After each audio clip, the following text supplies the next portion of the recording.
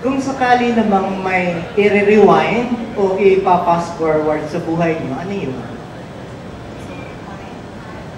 Kanina po may nagtanong po nun sa akin. Ako po, alam ko po na hindi ko na babalikan po yung mga times na nangyari sa buhay ko to change anything. Dati po, inisip ko, sana mas ginawa ko to, sana hindi ko to ginawa.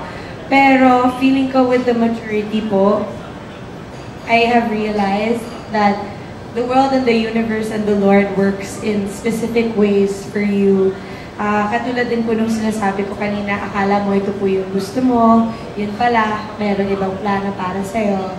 Kaya kung meron po akong mga babalikan, hindi po para palitan po yun, kundi po just to relive it again.